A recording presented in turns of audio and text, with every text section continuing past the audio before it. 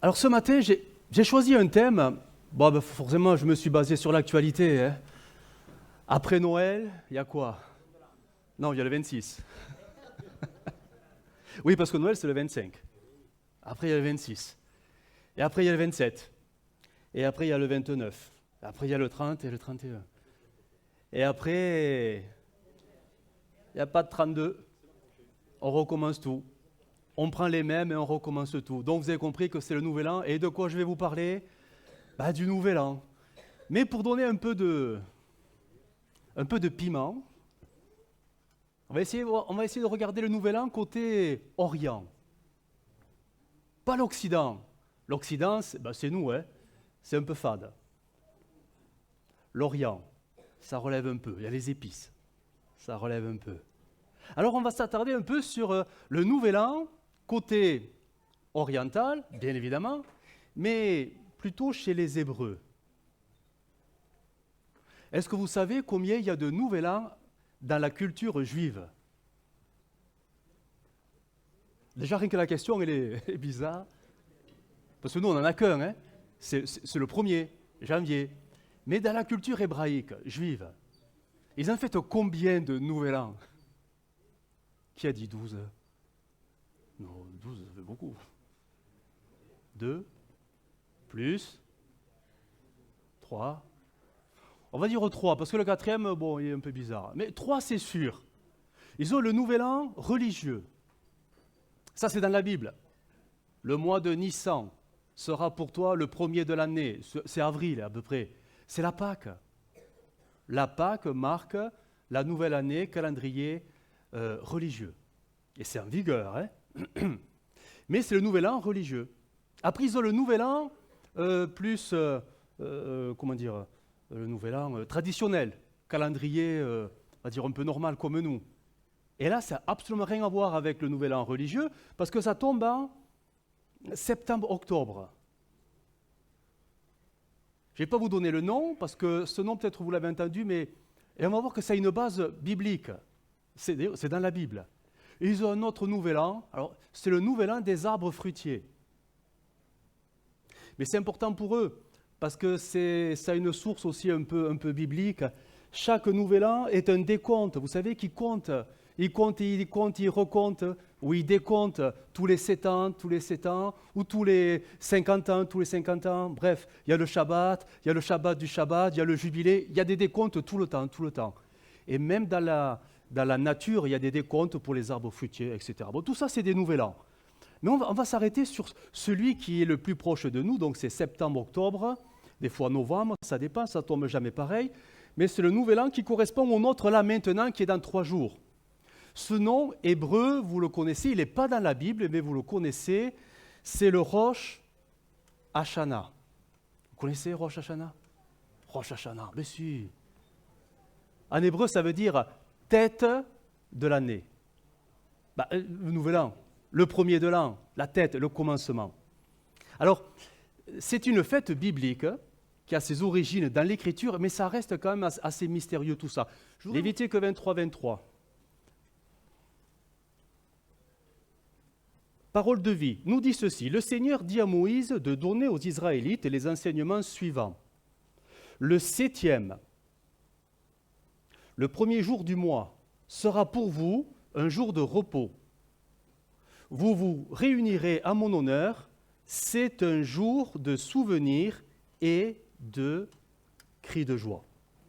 La version Semeur va s'afficher et va traduire ainsi. Le 1er jour du 7e mois sera pour vous un grand jour de repos et pour vous rappeler à mon souvenir de sonneries de trompettes avec un rassemblement cultuel. Un jour de joie, de souvenir, et pour se rappeler au bon souvenir de Dieu, comme si Dieu pouvait oublier quelque chose. Les trompettes seront là pour attirer son attention sur ce jour si particulier où tout son peuple va se rassembler. Alors, le Rosh Hashanah, c'est ça.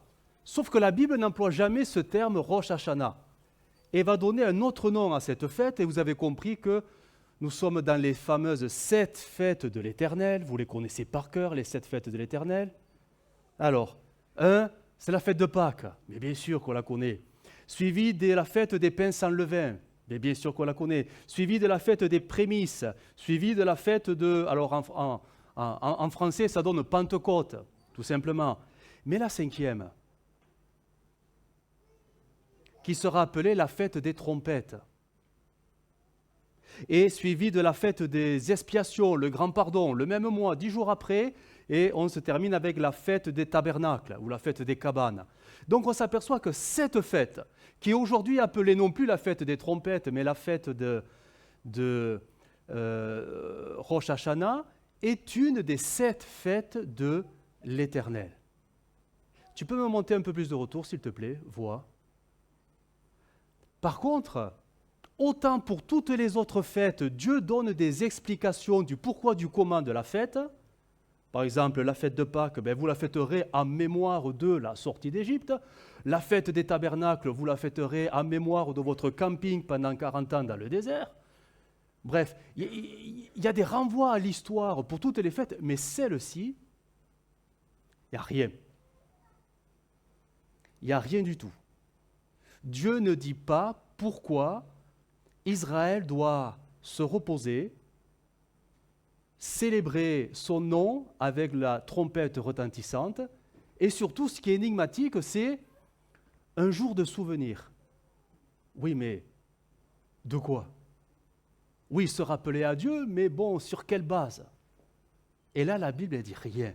Et c'est la seule fête où on est devant un grand mystère. Pourtant, Dieu a dit, ça sera un jour très festif, un jour très joyeux, où toute activité s'arrêtera et pendant une journée, tout le peuple se réjouira et les trompettes retentiront. Mais sur quelle base? On est tous ensemble, mais sur quelle base s'appuie maintenant cette fête?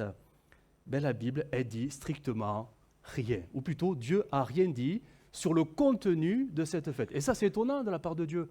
Parce que quand Dieu veut dire des choses d'une manière précise, on a des chapitres entiers dans le Lévitique de précision qui, parfois, quand on les lit, on se dit, bon, allez, on va passer, parce que, bon, on est dans des détails, on se dit, oh, ça va trop loin. Mais là, il n'y a rien. Et ça sera pourtant la 5e fête de l'Éternel qui, chaque année, devrait être célébrée pour se rappeler au bon souvenir de Dieu en sonnant des trompettes, mais sur quoi et quelle base, ça, rien du tout. Donc, il y a un vide. Et quand il y a un vide, la nature n'aime pas ça. Alors les traditions juives, ou plutôt les rabbins, ont mis des choses dedans pour donner du contenu à cette fête. Et ça s'est fait, mais...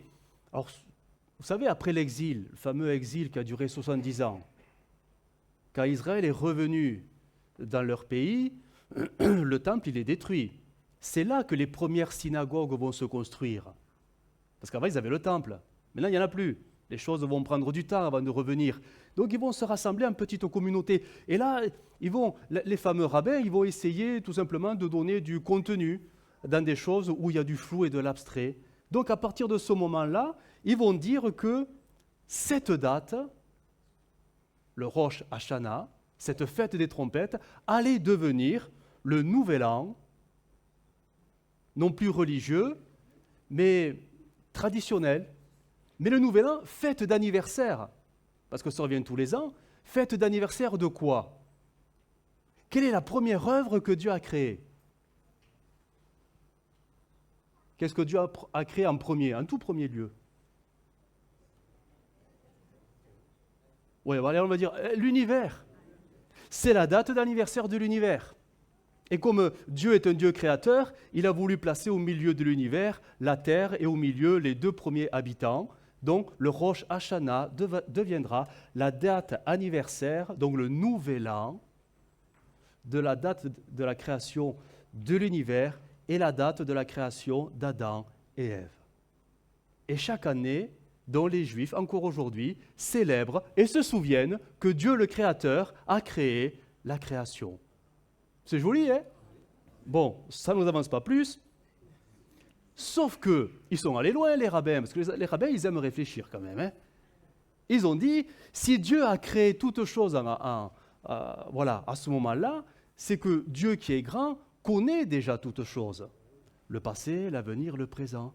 Donc certainement que Dieu, pendant ce temps-là, cette journée où il se souvient, où son peuple est appelé à se souvenir également, bref, tout le monde se souvient, ils ont décidé que dans la culture juive, ils ont rattaché ce fameux psaume 98. Tu peux nous le mettre, s'il te plaît ?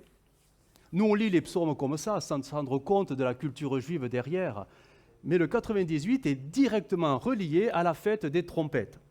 Psaume 98, chantez à l'Éternel un cantique nouveau. Ben oui, c'est la nouvelle année, donc c'est un nouveau chant. Même si c'est le même, hein. Mais c'est le même. Voilà. Car il a fait des prodiges. Sa droite et son bras saint lui sont venus en aide. L'Éternel a manifesté son salut. Il a révélé sa justice aux yeux des nations. Il s'est souvenu de sa bonté et de sa fidélité envers la maison d'Israël. Toutes les extrémités de la terre ont vu le salut de notre Dieu. Poussez vers l'Éternel, poussez vers l'Éternel des cris de joie, vous tous habitants de la terre, faites éclater avec allégresse et chantez, votre allégresse et chantez, chantez à l'Éternel avec la harpe, chantez des cantiques. Verset 6, avec les trompettes et au son du cor, poussez des cris de joie devant le roi l'Éternel. La fête des trompettes, donc, est rattachée, que la mer retentisse avec tout ce qu'elle contient, que le monde et ceux qui l'habitent éclatent d'allégresse, que les fleuves battent des mains, que toutes les montagnes poussent des cris de joie devant l'Éternel, car il vient pour juger la terre, et il jugera le monde avec justice et les peuples avec équité. Et là, donc, c'est greffé à cette tradition, jour d'anniversaire de la création, cette action de la part de Dieu qui se renouvelle tous les ans. Donc, leur nouvel an, alors pour eux c'est vrai, hein, c'est Dieu qui passe en revue toute la création, tous les hommes, tel un troupeau qui passe devant le berger, et là Dieu juge, et Dieu détermine ce que sera la nouvelle année pour chacune des personnes. Dieu détermine an après an, donc il n'y a pas une prédestination totale. Elle se définit chaque année. Et c'est là que Dieu décide. Alors, des exemples, hein, un tel vivra, un tel mourra. Un tel sera enrichi, un tel sera appauvri. Un tel aura une famille, un autre aura le deuil. Vous voyez, c'est à ce moment précis, à cette date, le Rosh Hashanah, que Dieu passe en revue toute la création et détermine le sort de l'humanité un par un pendant cette journée. Donc on comprend que dans la culture juive, cette journée, elle est sérieuse. Elle est capitale. Parce que là, il vaut mieux être dans les petits papiers du Seigneur. Bah oui. Parce que tout se joue ce jour-là. Mais c'est un jour de joie. Ce n'est pas un jour de fatalité, en disant je touche du bois pour que le malheur ne me tombe pas dessus. On ne parle pas de ça.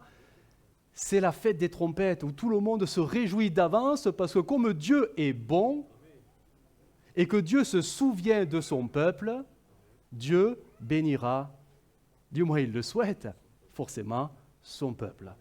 C'est un jour de souvenir où il se rappelle que Dieu a toujours été bon envers Israël. Et pour se donner le plus de chances possible, la culture juive a rajouté une tradition. Parce que comment faire pour plaire à Dieu ? Si ce n'est en ayant des cœurs propres et des cœurs purs, bien évidemment. Donc ils ont rajouté une sorte de rite qui serait très intéressant si on le reproduisait. Bon, ça n'a pas de sens, mais symboliquement, c'est fort quand même. Pendant cette fête, pendant l'après-midi de cette fête, ils doivent aller, communauté par communauté, aller à un point d'eau. Alors, un point d'eau courante, c'est-à-dire ça peut être une rivière, ça peut être la mer, bref, un point d'eau. Et là, symboliquement, chacun doit jeter ses péchés de l'an dernier dans l'eau, en récitant un texte. Ce texte, vous le connaissez, parce qu'on le cite, nous, dans nos prières, mais pour eux, ils le citent une fois l'an. C'est Michée 7, 19. Tu nous le mets ? Je lis ma version. De nouveau, c'est le nouvel an, de nouveau. Dieu nous manifestera sa miséricorde, il piétinera nos péchés tu jetteras, donc Dieu, hein, tu jetteras toutes leurs fautes au fond de la mer. Donc symboliquement, ils y vont tous, et là, alors ils prennent, la symbolique, c'est qu'ils prennent un caillou, tout simplement. Ils prennent un caillou qui symbolise tous les péchés de l'année passée, et ils le jettent dans l'eau. Au moins, ils sont sûrs de ne pas le récupérer. Parce que nous, les évangéliques, c'est ce qu'on fait. Hein. On confesse nos péchés, ou nos fardeaux, ou bref, tout ce qui nous... Mais le lendemain, parfois, on reprend tout. Hein. Et là, la symbolique, c'est, voilà, je la jette loin de moi pour ne pas la reprendre ses péchés, ses fardeaux, bref, ces choses qui ne plaisent pas à Dieu, afin que l'année nouvelle commence avec un passé effacé. Et ça, j'ai trouvé très, très intéressant, parce que ça n'a rien à voir avec nous, les Occidentaux. Parce que qu'est-ce qu'on fait, nous, le jour de l'an? Qu'est-ce qu'on fait? On le fait tous. Bon, les résolutions. Ah ben oui, les résolutions. Cette année, la première résolution des Français, perdre du poids. Ben ça ne marche jamais, ce truc. Bien sûr que ça ne marche pas. Et on prend des résolutions, mais le lendemain, c'est oublié. Mais regardez, les résolutions sont toujours basées sur le lendemain, sur l'avenir, à très court terme. Allez, je me mets au régime. Allez, je me mets au sport. Allez, j'arrête de critiquer, j'arrête de murmurer, j'arrête. Alors que dans la pensée juive, l'avenir, Dieu est en train de le décider lui-même pour chacun. Donc ce n'est pas notre affaire. Nous, notre part sera de bien régler l'histoire du passé. Pour ne pas, bien sûr, qu'on traîne nos vieilles casseroles dans la nouvelle année. Vous avez vu la démarche, comme elle est un peu différente? Donc, le Rosh Hashanah, donc le nouvel an juif, donc il y a toute cette connotation où ils vont se souhaiter la bonne année, mais comme nous on le fera certainement, mais pas avec les mêmes critères. Quand eux souhaitent la bonne année, en fait, ils ont une autre formule. Alors je l'ai relevé, en fait, ils souhaitent la bonne inscription dans le livre de la vie de Dieu. Voilà, en fait, ils souhaitent à chacun que Dieu t'inscrive de bonnes choses pour l'année à venir. Parce qu'en fait, ton avenir, il ne t'appartient pas, il est dans la main de Dieu. Alors que Dieu se souvienne de toi et qu'il écrive de bonnes choses sur toi. Vous voyez, nous à côté, c'est un peu fade, hein, je te souhaite la bonne année, la bonne santé. Bon, c'est des formules complètement plates, mais bon, on le fait par tradition. Mais tandis que dans la pensée juive, ça a une connotation de foi, qui repose plus sur soi, mais sur ce que Dieu va faire durant toute l'année. Et ça a du sens. Notamment, quand le chauffard a fini de sonner dans les synagogues, ils vont aussi faire 3 lectures très particulières. Dans les synagogues, ces lectures, elles sont toutes basées sur le fait qu'à un moment donné, une situation est désespérée, mais Dieu s'est souvenu. Et Dieu est intervenu. Ils vont lire 3 textes. Alors ça va peut-être s'afficher, mais je vais simplement les citer. Ils vont citer le texte de Sarah. Rappelez-vous de Sarah, l'épouse d'Abraham. Sauf que Sarah, elle connaît quand même une grande difficulté. Elle était stérile. Et la Bible dit, Genèse 21, verset 1, « L'Éternel se souvint de ce qu'il avait dit, et elle est devenue enceinte. » Ils vont lire un autre texte, dans Genèse 30. Ils vont lire avec cet autre récit, une autre dame, une autre femme, qui a le même problème de stérilité, Rachel. Et le texte commencera par « Dieu se souvint de Rachel. » Et elle est bénie, et elle aura un enfant. Et ils vont lire un 3e texte. On est dans 1 Samuel, chapitre 1er, avec Anne. C'est la même histoire. Alors, il faut arriver à la 2e ligne, à la dernière ligne, l'avant-dernière ligne plutôt. Elkana connut Anne, sa femme, et l'Éternel se souvint d'elle, elle devint enceinte. Et ces 3 textes sont lus pour rappeler à la communauté, donc au peuple de Dieu, que Dieu ne peut pas nous oublier. L'année nouvelle est là, Dieu ne peut pas nous oublier, Même si on est dans une forme de stérilité dans tous les domaines de la vie, Dieu se souviendra, Dieu agira et le miracle sera là. Parce que Dieu ne peut pas nous oublier. Ils vont loin quand même, hein? C'est beau, hein? Alors là, je me suis dit, et bien sûr, je pense que nous aussi, Dieu ne peut pas nous oublier. C'est bientôt la nouvelle année. On est à quoi? À 3 jours? À 3 jours? Est-ce que Dieu peut nous oublier? Est-ce que nous, on peut l'oublier? Oh, que si. Oh, que si. Oh, je ne dis pas, oh, on a oublié que Dieu existait. Oh, bien sûr que non. Mais on peut oublier de le mettre à la première place dans tel ou tel domaine. On peut oublier peut-être de l'honorer dans tel ou tel domaine. Vous savez, c'est l'histoire de Pierre.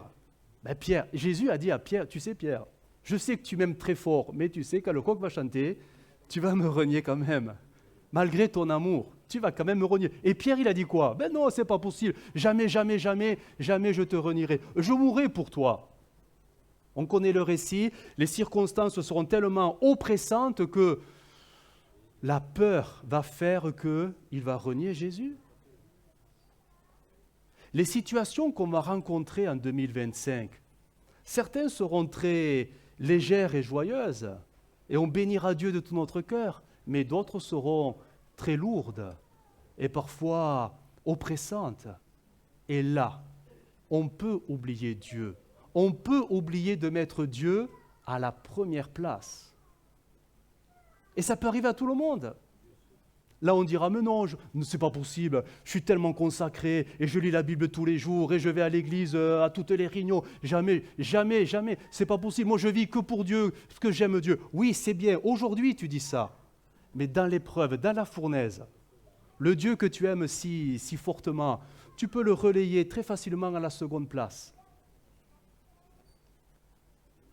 Et ça, c'est oublier Dieu.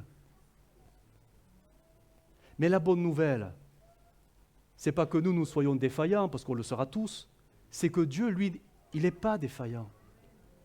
Lui, il ne peut pas nous oublier. Il ne peut pas, il ne pourra pas. Et il nous bénira. Et il nous bénira sur quoi? Sur quelle base? De notre consécration? De tous les efforts que nous faisons pour lui? Du montant d'échecs que nous donnons à l'Église? Du temps de prière que nous passons tous les jours? Non. Il va tout simplement se souvenir de nous, nous bénir, donc, sur la base d'une alliance qu'il a conclue, pas forcément avec nous en premier, mais avec son Fils. L'alliance qui a marqué le cœur du Père, ce n'est pas nous en nous engageant pour lui par les eaux du baptême, mais c'est cette alliance entre le Père et le Fils. Quand le Père a dit, ou plutôt, quand le Fils a dit, donne-moi, j'oublie le texte, donne-moi un corps pour que j'aille mourir, afin que ta colère soit apaisée et qu'un grand nombre de pécheurs soient rachetés. Et quand le Fils est venu sur la terre dans un corps d'homme et qu'il est mort sur cette croix, le Père, il a dit, ok, je valide. Le sacrifice est suffisant. Ils n'ont pas besoin de rajouter quoi que ce soit, hein, les chrétiens. L'œuvre, elle est parfaite. Et c'est sur cette base-là que le Père, en regardant le Fils, forcément, parce que les termes du contrat, c'est ça, se souviendra de tous ceux qui font alliance maintenant avec Jésus-Christ. Pourquoi? Parce que dans leur cœur, il y a Jésus-Christ. Et quand le Père nous regarde, il ne nous voit pas nous, il voit Jésus. Et là, qu'est-ce qui se passe dans le cœur du Père? Je me souviens de l'alliance. Je ne peux pas les abandonner. Je ne peux pas les abandonner. Parce que si je les abandonnais, c'est comme si j'abandonnais mon Fils. Et là, il y a de l'espérance, qui repose plus sur nous et nos faiblesses ou nos efforts, parce que ça, ce sont les œuvres, mais qui repose sur l'œuvre de Jésus qui est à nous. Et ça, c'est quand même rassurant de se rappeler sans cesse que malgré ce que nous vivons, les hauts ou les bas, mais surtout dans les bas, même quand on est au plus bas et qu'on oublie même de mettre le Seigneur en premier, lui, le Seigneur, n'oubliera jamais. Et il sait qu'il aura certainement besoin de se rappeler à notre bon souvenir pour que nous rappelions l'alliance conclue avec son Fils. Regardez combien de fois on a pu expérimenter cela. Des fois, on délaisse Dieu, on l'oublie parce que des fois tout va bien. Ou on délaisse Dieu parce que des fois tout va mal. Mais qu'est-ce qui fait qu'à un moment donné on revient? C'est parce que le Saint-Esprit revient et nous rappelle des choses. Fait remonter en surface des expériences ou une parole ou une promesse, quelque chose qu'on a oublié, mais quelque chose qui refait surface du fin fond de notre oubli, et ça reprend la première place, et ça nous fait remettre de l'ordre dans nos vies, tout simplement. Mais ça ne vient pas de nous, ça vient du Seigneur, à nous. Et le Seigneur pourrait nous dire, ok, 2025 est là, 2025 va être certainement pour chacun de vous très, très dur. Certainement que toi et toi, vous allez m'oublier totalement. Mais sachez que moi, je ne vous oublierai pas. Et à cause de Jésus, je reviendrai vous chercher. Parce que vous lui appartenez. Donc vous m'appartenez. Donc où que vous soyez, quel que soit le degré d'oubli dans votre cœur, je reviendrai toujours me rappeler à votre bon souvenir. Et vous en serez bénis. Et on a un texte, vous savez, un texte qui est très beau, c'est Ésaïe 49, verset 15. Regardez ce texte, vous le connaissez ce texte. Ésaïe 49, verset 15, tu nous l'affiches.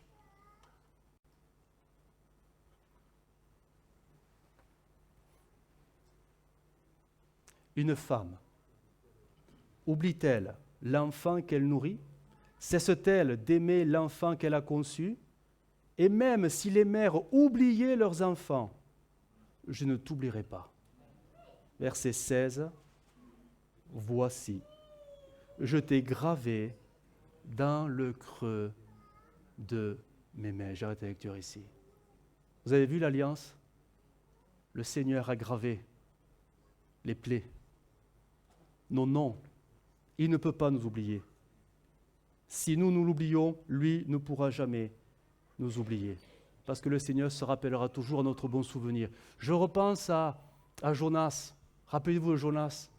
C'est un prophète, bon, on connaît son histoire, il ne veut pas faire les choses de Dieu. Il se retrouve dans le ventre du grand poisson. Et là, il se passe quoi, là? Il se passe quoi dans le ventre du grand poisson? Jonas 2,8. Il va prier. Mais sur quelle base il va prier? Jonas 2,8 nous dit « Quand mon âme était abattue au-dedans de moi », on va mettre le texte, parce qu'il faut lire les paroles aussi. « Je me suis souvenu de l'Éternel. Je me suis souvenu de l'Éternel et ma prière est parvenue jusqu'à toi dans ton Saint-Temple. Je me suis souvenu. » Il a fallu qu'il soit dans le ventre du poisson pour que Dieu fasse une œuvre dans son cœur. Parce que jusqu'à présent, son cœur était endurci. Il ne voulait pas de Dieu. Il ne voulait plus servir Dieu. Il était en résistance avec Dieu. Et pourtant, là, quelque chose va se passer. Les choses remontent en surface et il se met à prier différemment. Et le Seigneur va tout simplement le délivrer de cette situation. Dieu ne peut pas nous oublier. Si on pouvait voir ce qui se passe dans le ciel, on serait convaincu de cette réalité. Je crois que dans le ciel, alors bien sûr, tout le monde loue et glorifie Jésus, et certainement que ça doit résonner dans tous les coins, Jésus, Jésus, mais certainement que le nom de chacun doit aussi résonner un petit peu. Parce que dans le ciel, on est quand même extrêmement connu. Eh oui, eh oui. Et on est peut-être connu plus que ce qu'on le pense. On a dans Acte 10, si tu nous le mets s'il te plaît, regardez ce texte avec cet homme, Corneille. Il y avait à Césarée un homme nommé Corneille, centenier dans la cohorte dite italienne. Cet homme était pieux et craignait Dieu. Avec toute sa maison, il faisait beaucoup d'aumônes au peuple et priait Dieu continuellement. Vers la 9e heure du jour, il vit clairement dans une vision un ange de Dieu qui entra chez lui et qui lui dit « Corneille ». Les regards fixés sur lui, et saisi d'effroi, il répondit « Qu'est-ce, Seigneur ?» Et l'ange lui dit « Tes prières et tes aumônes sont montées devant Dieu, et il s'en est souvenu. » Dieu s'est souvenu d'un certain Corneille, qui ne connaît pas encore Jésus, qui prie de tout son cœur, tout simplement. Dans le ciel, Corneille est connu et reconnu. Nous sommes des enfants du Seigneur. Nous sommes la famille de Christ. À combien plus forte raison notre nom résonne dans les cieux sur la base de tout simplement de l'alliance avec Jésus et donc avec le Père. Parce qu'il fait quoi Jésus tous les jours? Il fait quoi? Il intercède. Et comme on le dit souvent, pour qu'une prière soit efficace, n'ayez pas peur de citer les noms. Donc Jésus, mais il n'a pas peur de citer notre nom. Donc le Père, eh bien, il entend les noms. Sauf que ça ne s'arrête pas là. Quand nous prions et que nous louons le Seigneur, nos prières, elles montent jusqu'où? Jusqu'au ciel. Et nos prières, elles remplissent un peu les cieux. Les anges les écoutent, Jésus les écoute, le Père les écoute, et du haut des cieux, ils peuvent dire, tiens, un tel, il a enfin prié, j'ai entendu sa prière. Mais ce n'est pas tout.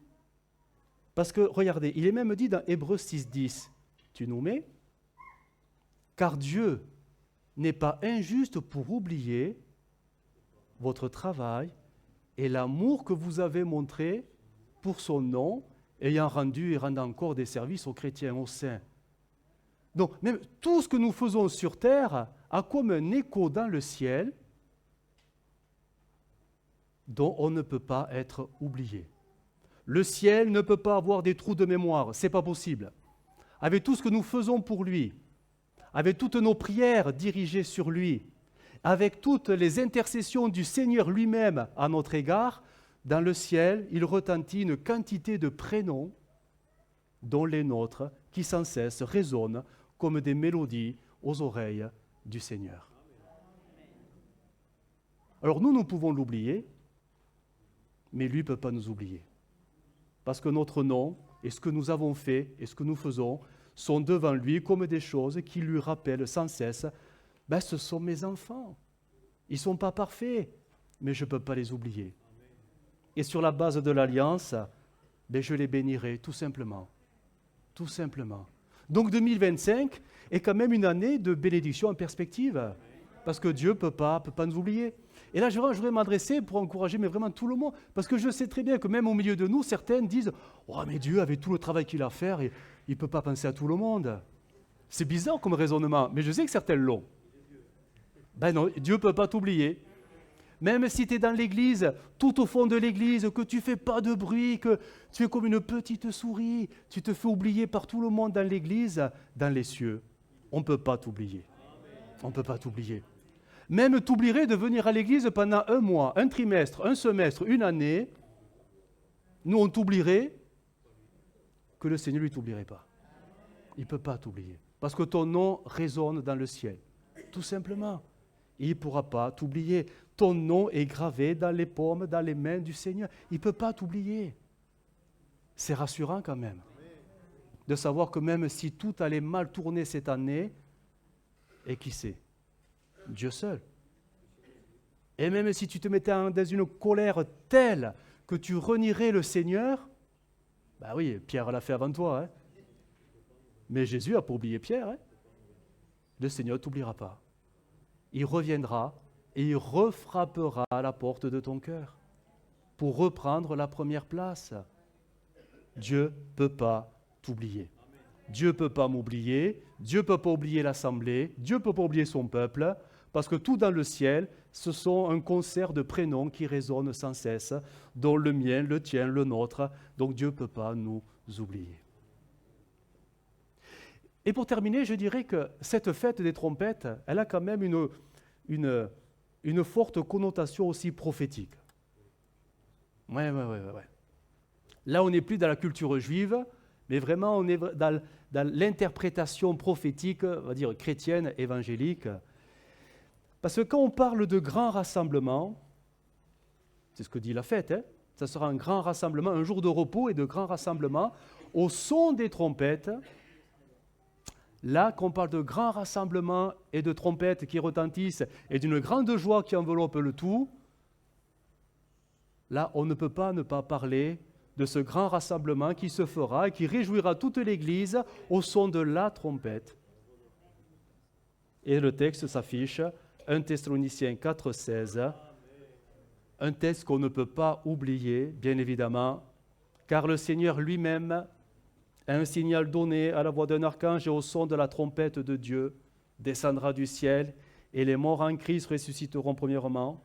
Ensuite, nous les vivants qui serons restés, nous serons tous ensemble enlevés avec eux sur des nuées à la rencontre du Seigneur dans les airs, ainsi que nous serons toujours, grand rassemblement, avec le Seigneur.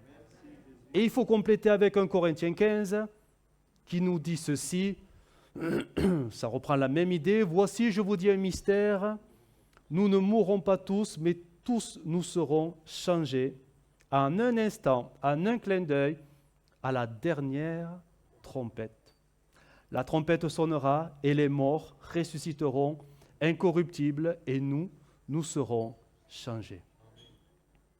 Et qui sait, qui peut dire, si 2025 était enfin le rendez-vous avec le Seigneur? Alors bien sûr, il doit se passer des choses, mais ça va tellement vite. Ça va très vite que ça peut arriver. Mais comme dit le prophète Ézéchiel, soudainement, et ça va arriver soudainement, tous ces conflits, ça va prendre une tournure assez importante. Soudainement, on ne la verra pas arriver, ce conflit, cette guerre. Mais quand ça va arriver, ça sera trop tard. Ça y est, on y sera. Ça sera le rassemblement. Ça sera le grand cri dans la nuit et l'Église partira parce que les lampes seront alimentées d'huile. Ça y est. Et si c'était pour 2025? Et si c'était pour janvier 2025? Es-tu prêt quand la trompette sonnera? Cette fête des trompettes dans le Lévitique nous enseigne qu'il y aura un grand rassemblement et tout le peuple de Dieu se réjouira. Et ça sera cet événement-là. Toute l'Église sur terre se réjouira parce qu'elle verra enfin le Seigneur dans les nuées, et nous partirons à sa rencontre. Plaise à Dieu, qu'il n'oublie pas de nous prendre.